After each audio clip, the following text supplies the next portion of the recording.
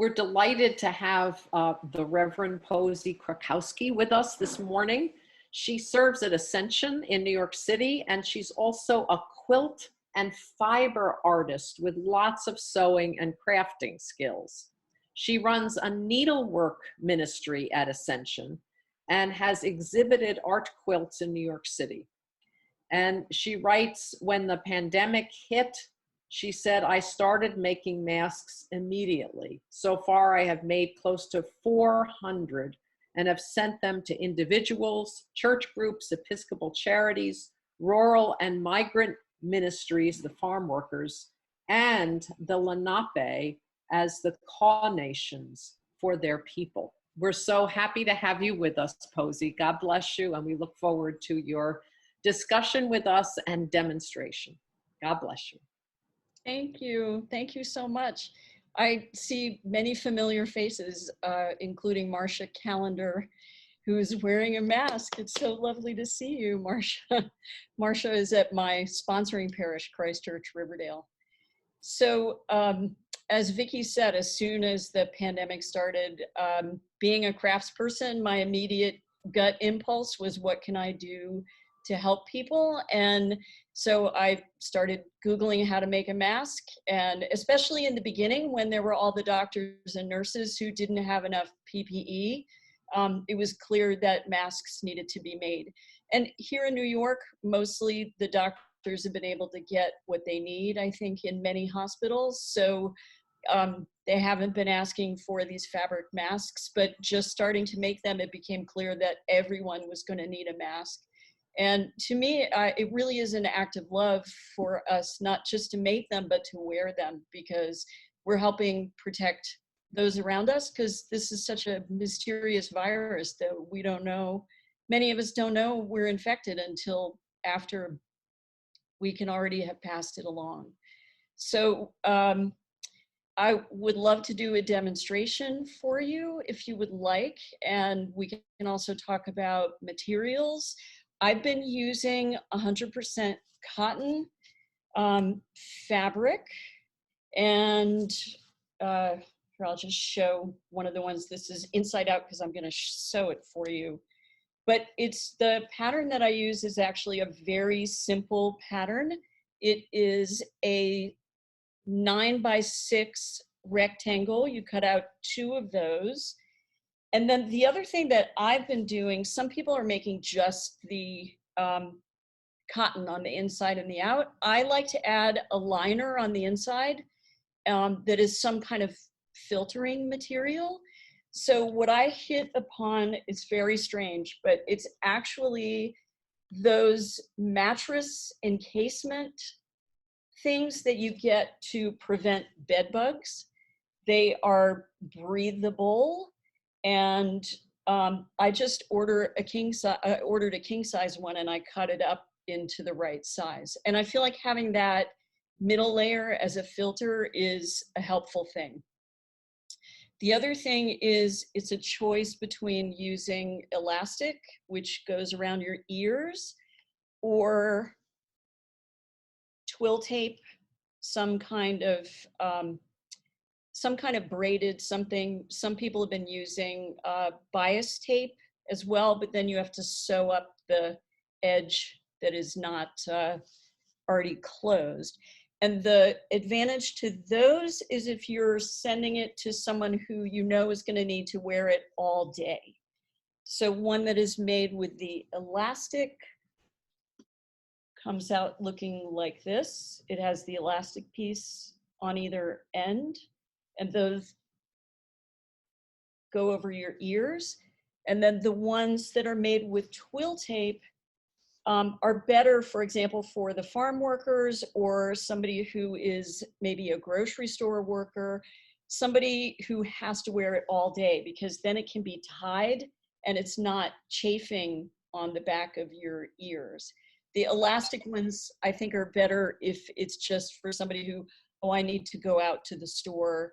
I'm only going to be out for an hour or something like that. So I'm going to turn my screen so that I can sew. and show you how it's actually made. I think that's good, yes.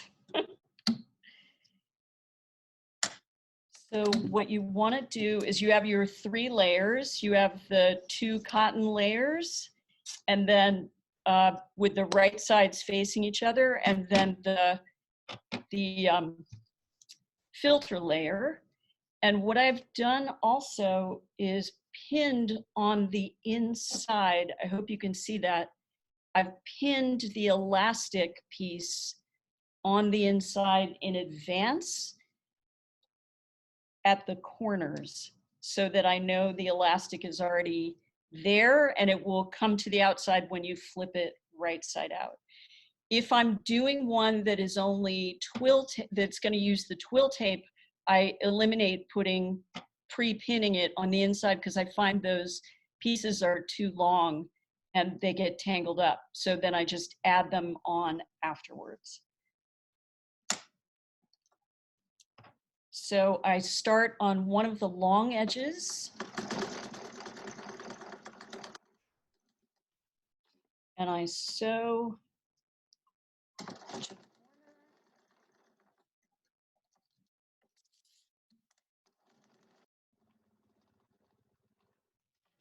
I'm going to go all the way around, but I'm going to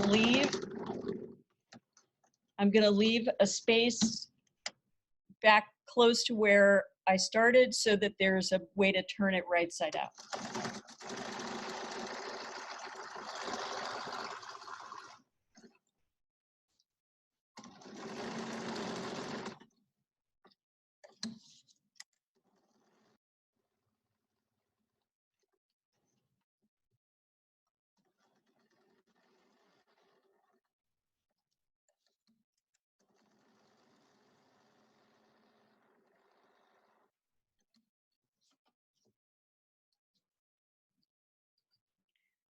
Okay, so I've left about 2 inches unstitched so that now I can turn the whole thing right side out.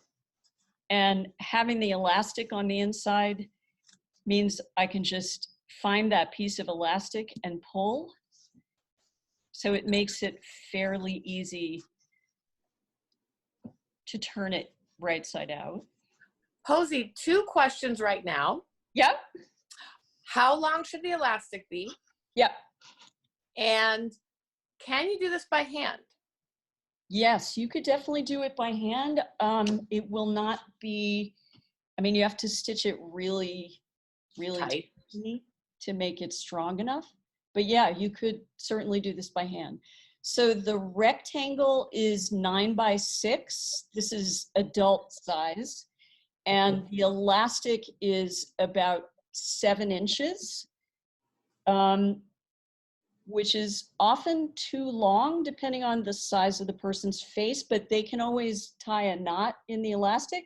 And I feel like it's better to make it too long than too short because you can always do the knot tie, but if it's too short, it's really gonna chafe your ears a lot. Thank you. So a 7-inch elastic, I'm sorry if I didn't really get that. How much of it is inside? Like what, with that 7 inches, can you show? You put some of it inside before you stitched. Yes, sorry about that. I should have shown how that works. I'm gonna tilt my screen down again. So I have my 2 pieces of 2 rectangles of fabric. I've got them right side in. And then I'm gonna put my lining fabric on one side. So I usually do that first. And then I will carefully, I hope you can see this. Yeah, we can. I will carefully lift up the corner and put my piece of elastic in place. And then I'm kind of holding it with my fingers as I close the sides together and I pin it in place. So now I have one side of that elastic, and then I'm going to move to the other corner and do the same thing in that corner. So this way that elastic is out of the way of the stitching, but I'm going to catch it at each corner.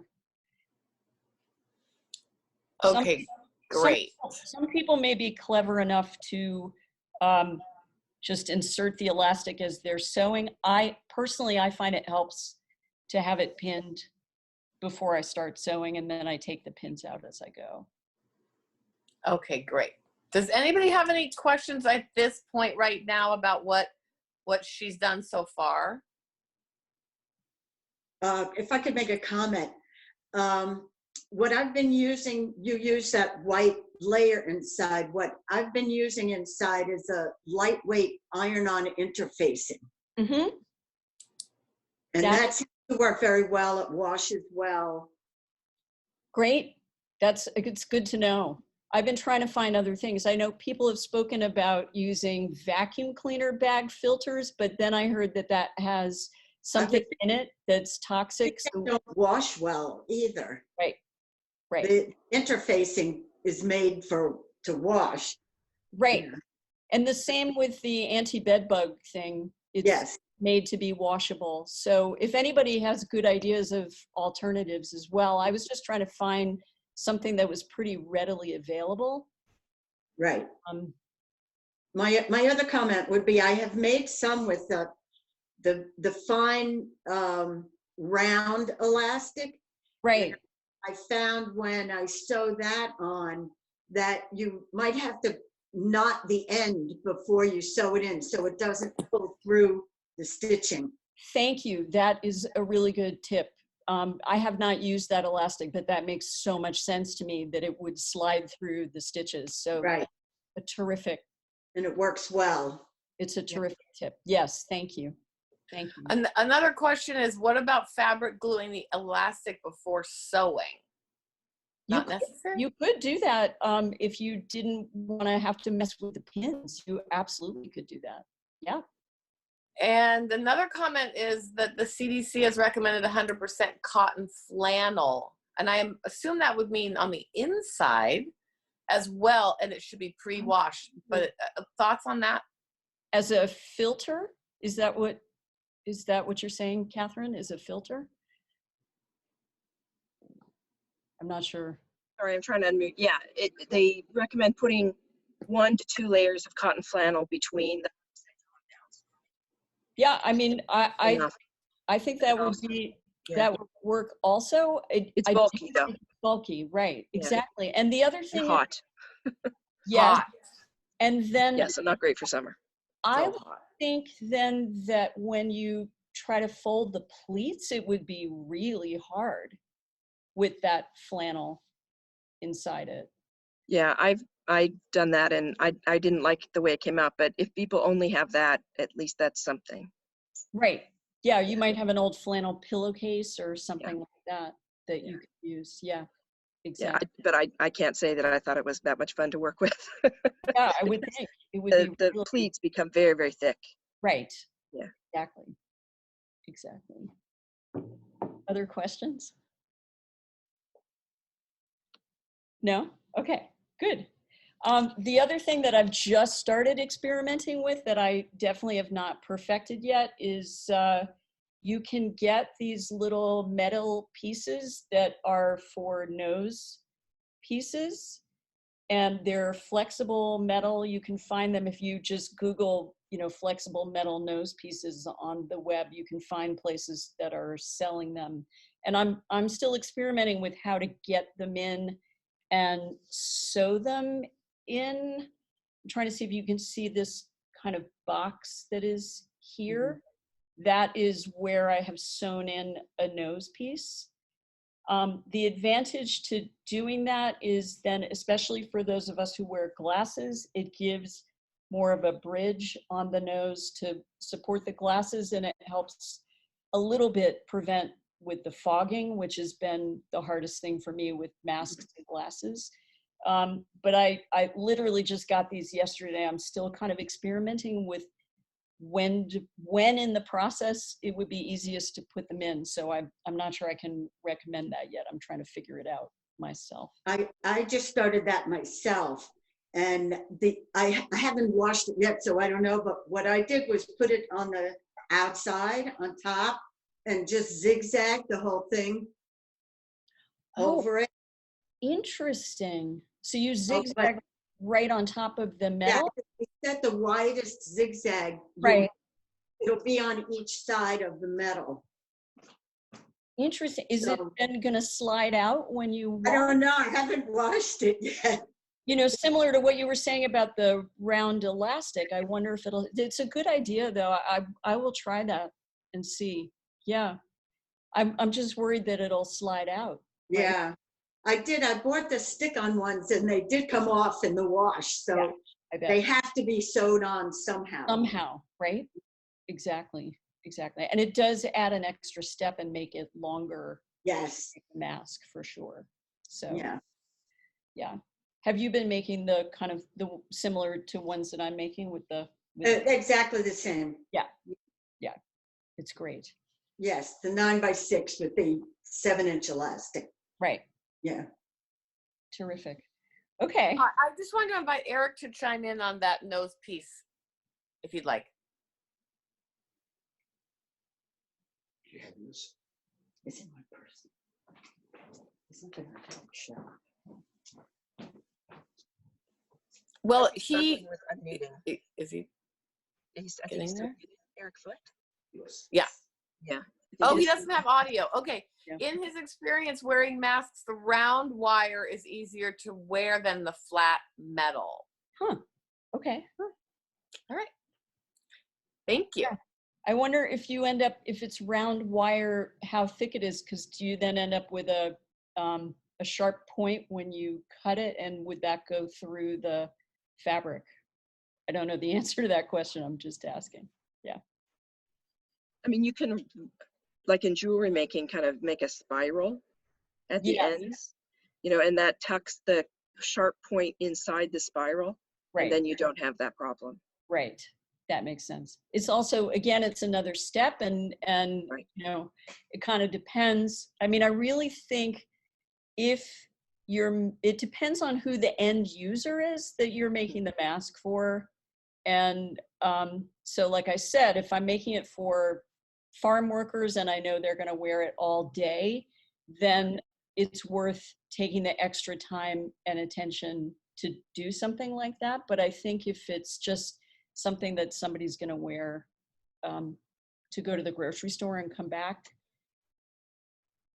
I think the more we can make, the faster probably the better, if that makes sense. I've also seen things about using pipe cleaners, but I think they might rust. Yeah, I So would. if you can make a pocket that has a small opening on one side, and you can insert the pipe cleaner in and then pull it out again before you wash and just keep reinserting. Yep. I mean, that would be a kind of low-tech way of doing it. Yes. And Right. they at least are padded. So Right. that would be the positive. Right. That's true. Again, making a pocket like that would take a lot of time. So, Yeah. you know, it It's really, true. yeah. I mean, I'm not It's also- objecting to it in any way. It just takes a lot of time. So I've seen a lot of masks also that are made with a much more complicated pattern, and they look wonderful, but it just, I feel like in this weird incident, because of the pandemic, like more is better than fewer that are complicated. Yeah, no, I agree. So. Okay, so I'm gonna fold my thing down again and just show the next step, which I hope everyone can see. The next step, now that I've got it right side out, I'm gonna put the pleats into it. I'm trying to figure out a way to do this so that my hands are not in the way of what I'm doing too much. I just do this by eye, really. I don't measure, I just do it by eye. But I'm folding 3 pleats in the same direction on each of the shorter ends, so that then we'll be sewing them after that. So when I flip it around, I've got to make sure that they're going in that same direction.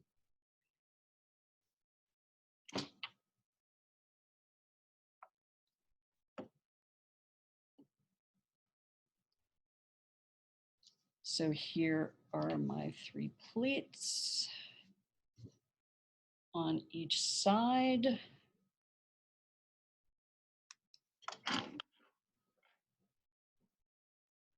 And I had a pin at the place where I had the opening where it was flipped right side out. So what I usually do is that I'll take that pin out and I'll start again at that opening spot to make sure that that gets, sorry, I've got to make sure that gets closed.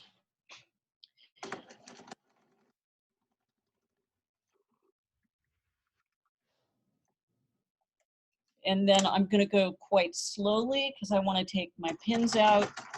Try not to sew over my pins. When I get lazy and I sew over the pins, I break my needle.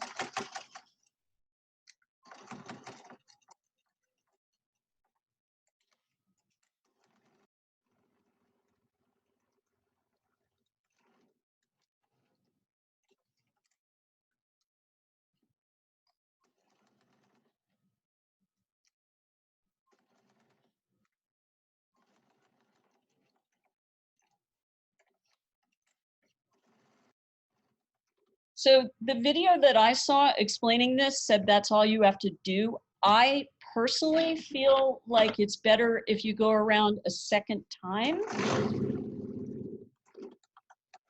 And I actually even go more than 2 times on the short ends where the pleats are. So as I'm going for my second rotation, when I get to the short ends, I go all the way across, backwards, and down again. So then the short ends where the pleats are, I end up sewing 4 times.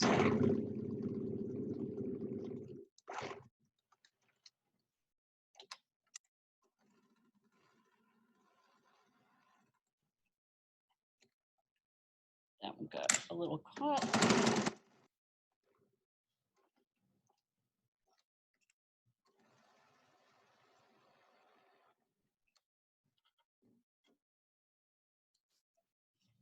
So there we are. It's done. I just personally feel like with all these pleats, and especially if you were doing the bulky version with flannel inside, you would really need to sew it several times. So I figure better safe than sorry. I would probably really not recommend the flannel for that version. I mean, I think it would be so bulky, it would just probably wouldn't work. Uh-huh. Yeah. Right. Right. Other questions?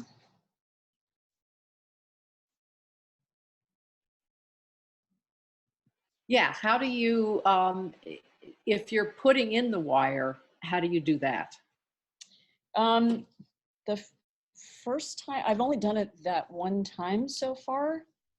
And the first time I did it when I was sewing the initial, let's see, when I was sewing the initial seam around when it's wrong side out, and I ended up sewing like a box that kept it inside. I'm trying to remember how I did this. And then I tried it a second time with taking one that was already pinned and actually trying to figure out how to kind of slide this in here to go up by that other edge. And then again, sewing kind of a box shape.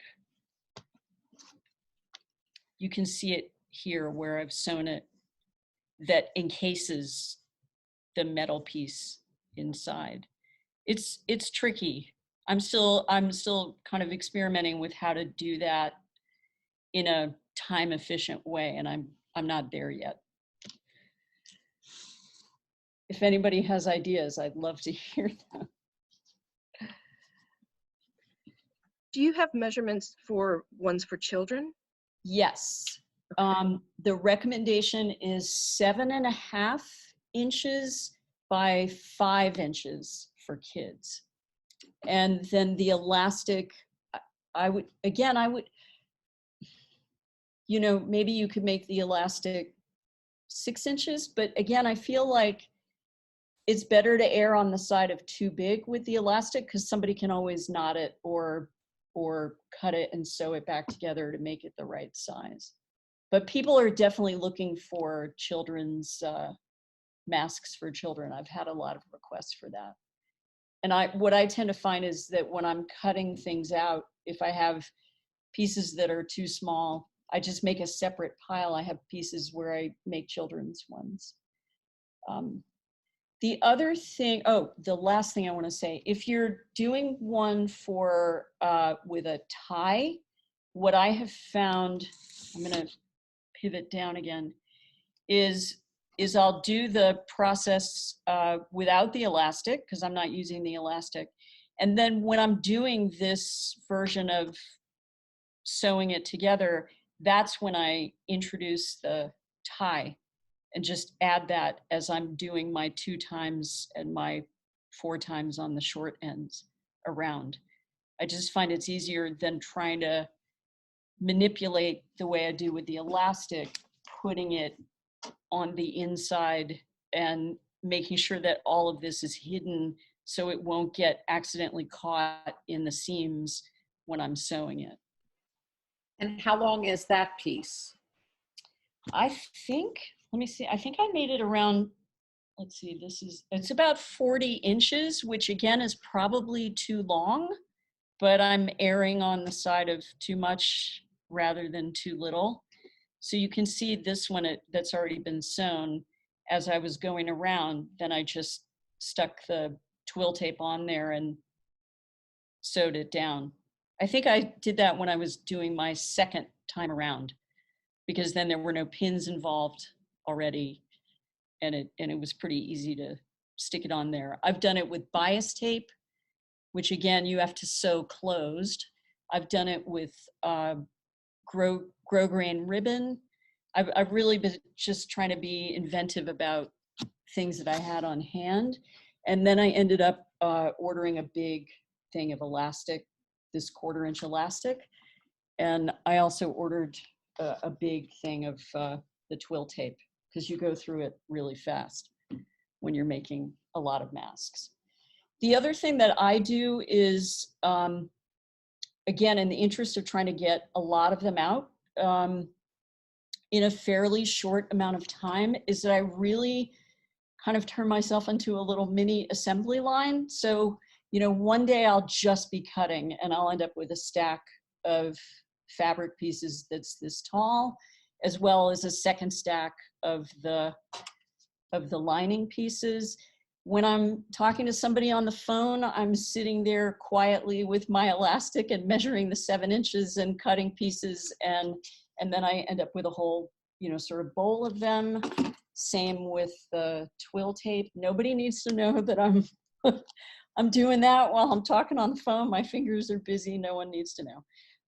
And then again, if I'm to be honest, if I'm in a Zoom meeting and I'm mostly listening, I will quietly be doing the initial pinning of the elastic into the inside down at my hand level. And again, nobody needs to know that I'm doing that and something's getting done.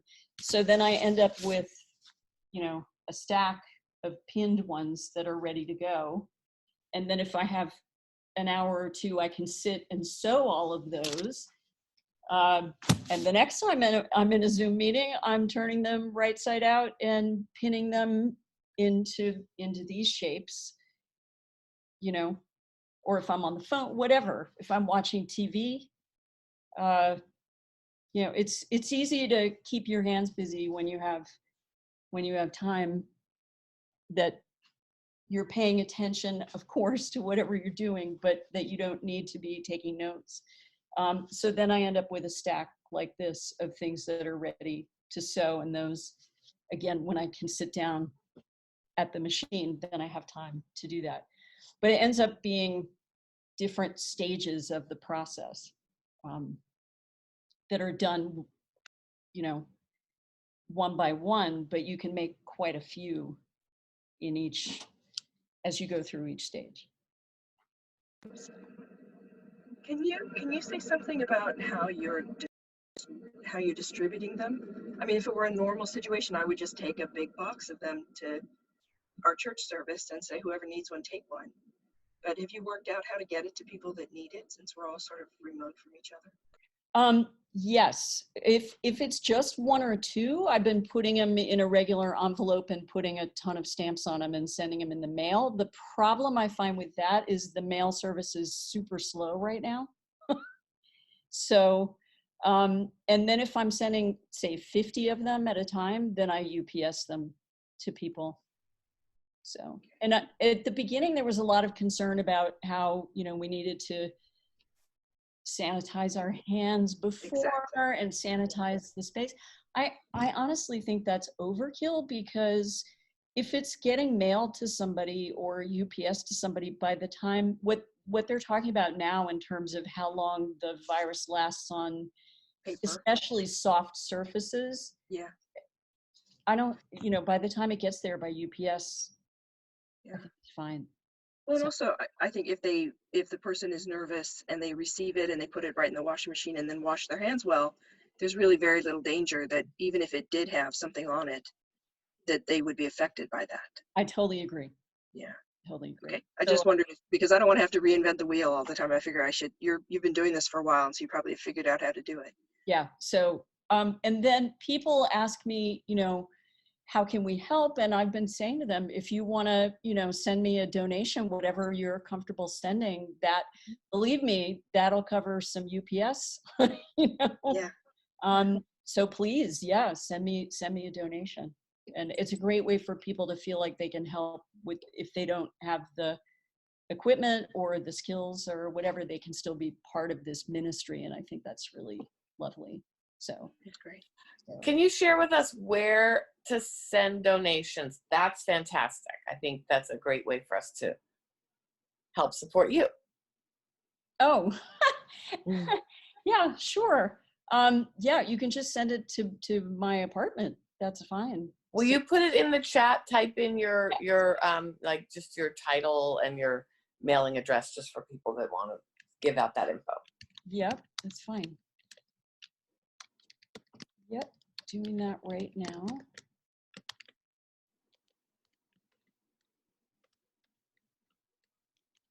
I've been shocked by how slow the mail is. I've sent masks out to, for example, I sent masks to a friend in Colorado Springs.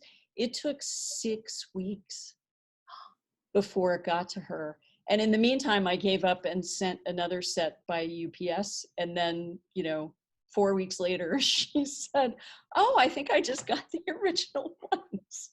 I sent to my mother-in-law, who's across town from me, and it took 10 days. So USPS is definitely having a hard time right now. So I definitely, if you're sending a large amount of them, I definitely recommend doing UPS. You know, it can go on the slowest UPS speed, so it's not super, super expensive, but then you have a tracking number and you know that it's getting there. Do you think we're going to be needing a supply in church when we go back to church? Should we start working on some kind of supply? Yes, I actually do. And that was the reason I offered to do this workshop, because I feel like all of our churches, when we start having in-person gatherings, until there's a vaccine and there's a critical number of people who've had the vaccine, I do think we're going to need them.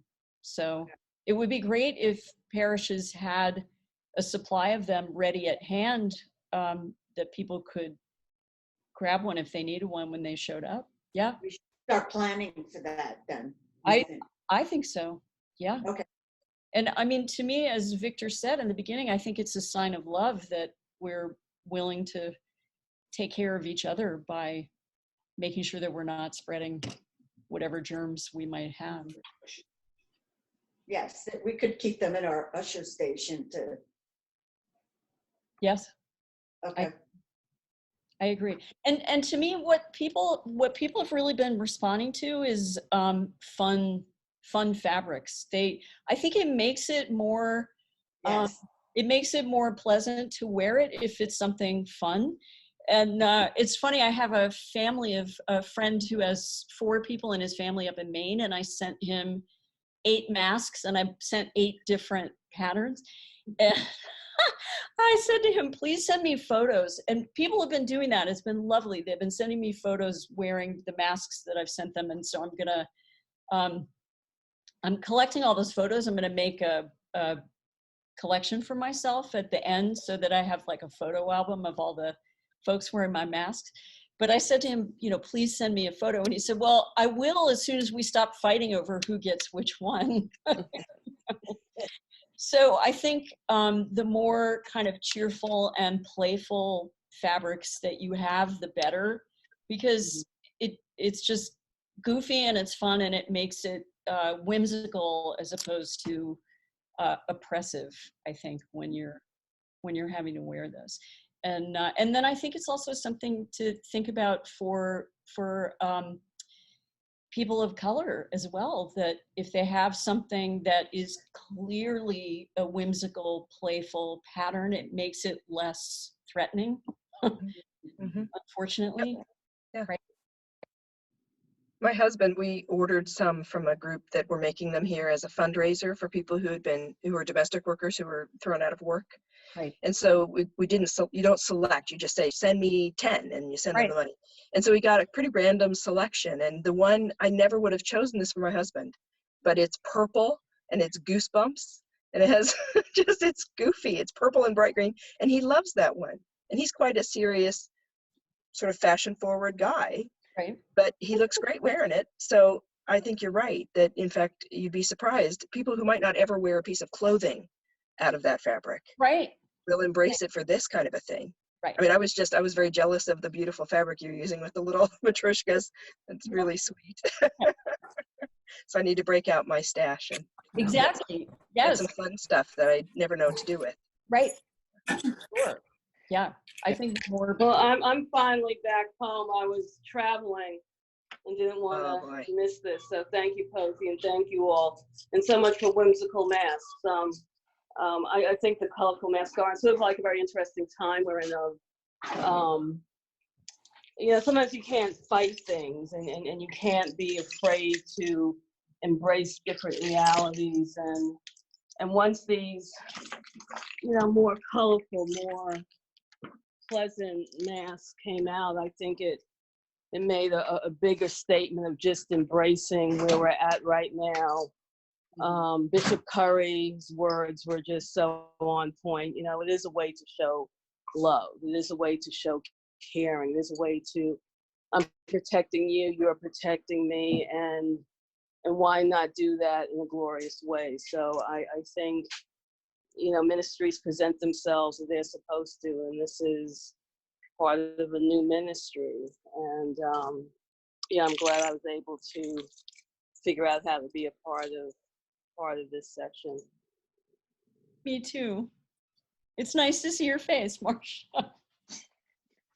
Thank you. Good to see you all too. I mean, I was thinking how meaningful it could be if the ushers table had ones to give away where the inside says something like "you are loved." The outside could be, but just a kind of private message that we're giving you this because we love you, that you're part of our community. Right. So that could be a kind of secret message as well. I don't mean it shouldn't be a secret, but it could be a reinforcing message about why.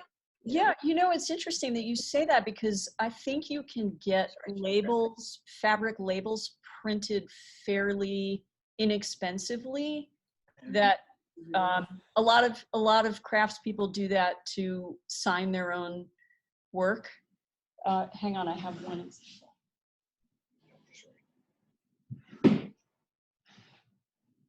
This is something that someone made for me. I asked her, she's a master crochet person, and I asked her to make me a crocheted cross that was very small, that I can, honestly, that I can keep my restless hands busy when I'm in a church service or wherever I am. And she sent this label. I hope folks can see it. So those are fairly inexpensive to make. So I think that's a great idea. If parishes wanted to, they could order a little label like that, as you said, that says something like, you know, "You are loved, Church of the Ascension," and have those sewn into the masks that they were handing out. It's a lovely idea. Thank you. And I The think wisdom, it's a nice conversation wisdom. around the point of how, Apostle, you have been a kind of the beginning of your presentation, you were saying, I'm sending this out to different places, to different people and different agencies as well. And something that comes out of this conversation as well is that we can create something for our local churches, but at the same time, we are looking at the bigger picture right now and seeing that there will be places that they will be able to have masks available for when they open. So if anyone in this conversation is willing and creating more, it would be a great way to first connect your church with another. And this church is sending this gift to this other place. And secondly, I think it's a good way to show that we are connected now, and the need is going all over the place right now to say, I have the ability to make 20 more than I need at my church, so I'll be sending it out to another church and connecting with that church as well in a different way. So, and something that I hope will be a way forward here is how to make that known to those ones who will be producing and making those masks, so that they know that there's a church in need. So maybe out of this conversation, that will be one of the follow-up steps that we can make, is how to make you know that there's churches that they will be in need of masks as well. Right. And also churches that need them for their food pantry volunteers. I sent a bunch to my own church because Ascension has a food pantry, and they have volunteers who come who don't necessarily have masks. So Ascension now has a set that, supply that they can give out, and then that person takes it with them, and then they have a mask, right? So kind of a double ministry in one. Posey, can you just share a little bit what you shared with me before about the Lenape and the Kaw Nations on Long Island? Because that's so interesting, and I knew nothing about them. Yeah. So the Lenape Nation is indigenous Native Americans on Long Island, and I connected on Facebook. Actually, there are two groups on Facebook. One of them is called Million Mask Challenge, and it is a Facebook group that anyone can join who is interested in mask making. And it's fun. It gets a little overwhelming because there's so many people on it now and they post all the time, but it has a lot of technical information in spaces about mask making. And if you're confused about something, you can just post a question and people will answer. But then it also has a lot of people posting about their mask making work, and it's just fun to see some of the images. And also to kind of read where they're sending masks so that we know. And I know that group has been specifically trying to send things to the Navajo people. And then on Facebook, I also connected with a group called Masks for the People, and they are specifically trying to get masks to the indigenous populations of Long Island. And the Lenape are one indigenous group to Long Island. And the Kaw Nation is in Oklahoma, and I just happen to have friends who are Kaw. So I'm connected with them, and so I've been sending to them as well. A lot of times Native American communities do not have the resources. So it's good to help them. Thank you. It's really great. Also, along those same lines, the Pueblo Indian Cultural Center is doing the same for the Pueblos in New Mexico. Mm-hmm. So that's a kind of coalition of many different tribes. Right. I just shared a message on the chat box. If you want to be part of this group of masks makers, please share with us your info so that I can create a list and then communicate with you whenever we start listening and getting to know that there are places that may need the masks as well. So please share with us that information, and it will be a great way to follow up with this conversation as well. Yeah, no, that's a great idea. And I also know rural and migrant ministry, definitely they need masks for the farm workers. And that's already an existing ministry in our diocese that we can support that way. So.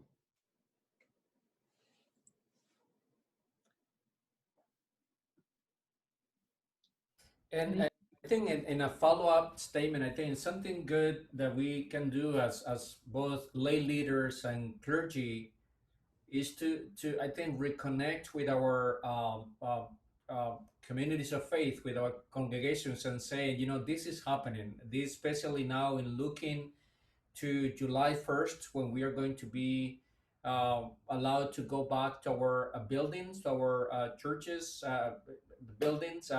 So it's a way to reconnect and to let people know that this is how we are preparing for that stage as well. So this is part of Bishop Ditch's and Bishop Shin's and Bishop Glasspool's letter.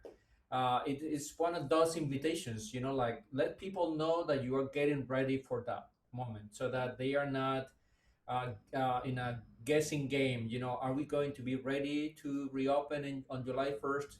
If we start sharing this and say, you know, yes, we are going to have some masks by the ushers table at the entrance, that will help people feel safe to go back into their spaces as well. So that's a way to communicate this, and maybe to invite other parishioners as well in your congregation to get involved in this ministry as well. It's going to be a ministry at least for the next year in our worship. It's something that is going to the long run, and the more prepared we are at this stage, the better for that coming back to our own space.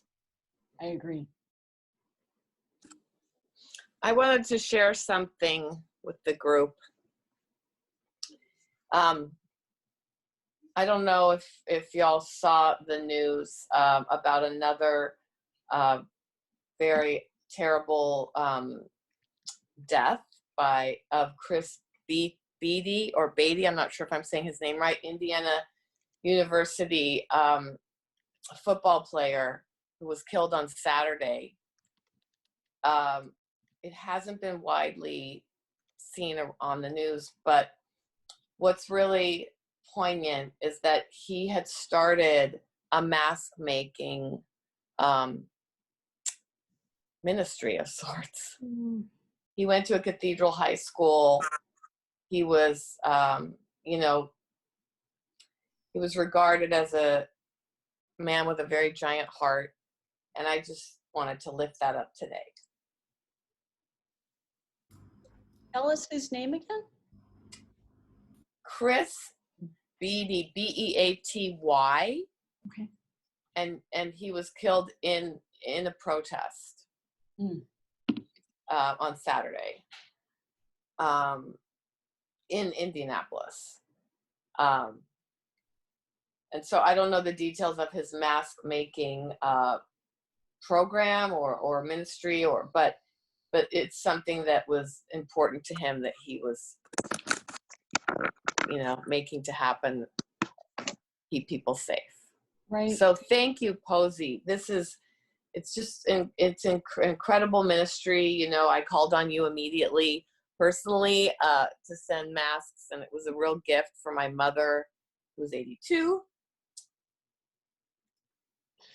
So sorry, but it means a lot. And also a dear friend who's fighting, cancer in the city, and you know, on top of all this, fighting cancer and needing to go places and go into public spaces and go into hospitals and get treatment. And so it's been a real gift.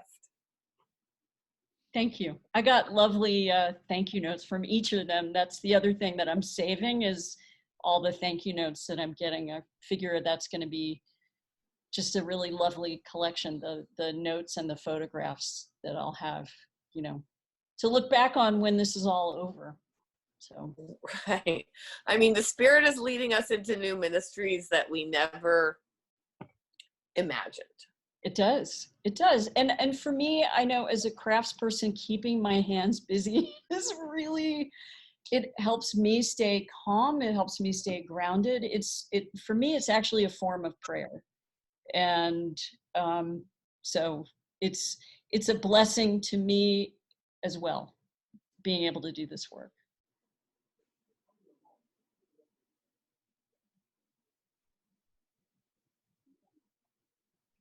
Well, Posey, you've inspired me to take out my sewing machine, which is, I bought it. It's so funny. I bought it a few years ago when I was doing EFM. And one of the things we had to do was do a spiritual autobiography using colors. And so I decided, wow, what's a great way to do that? And I grew up sewing, but I didn't have a sewing machine. So I ordered a sewing machine. And I made a layered skirt in different colors, and I told the story of my life, and I called it The Fabric of Life. Nice. Very nice. So yes, well, please, I highly encourage you. I have another parishioner at Ascension who did the same thing. She said, my sewing machine is like at the bottom of my closet, but I'm going to drag it out. And now she's made, I think, over 100 masks, and it just makes her so happy. So.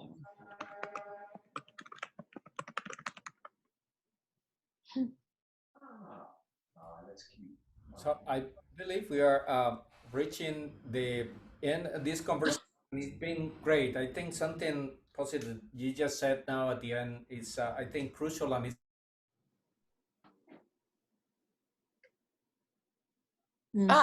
I can't hear you. Huh? Victor, you just got muted somehow. Just now. oh, good. So I think, thank you for, I think, the invitation that you just said at the end to make this a discipline of prayer. I think it's important to know that we are affecting people's lives for the good in this moment. And something that comes with that is the impact of giving as a gift masks in this moment. Is changing the way that we are going back to our places of worship. It's changing the way that we'll see each other. It's changing the way that we are going to interact with each other.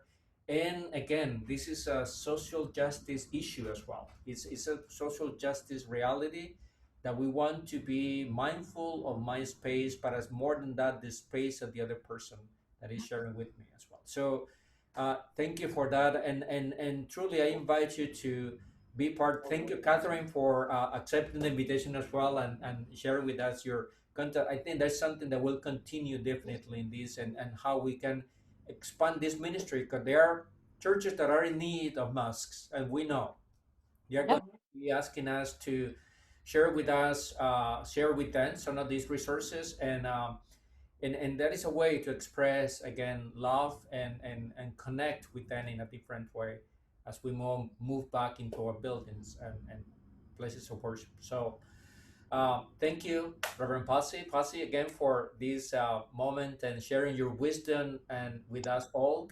And such a blessing to have you here in our diocese as well, sharing the ministry beyond the borders of this diocese as well. Thank you. Gina, Thank you, Paul. do you have a prayer to help us finish up with this moment? Well, well, absolutely. You know, I'm never short on that. I had asked you separately, Victor, to I loved that meditation at the beginning of our worship about care by Wendell Berry, Mhm. and that was on the screen. So I would love to. I just wanted that, and I don't know, maybe some others would like that as well.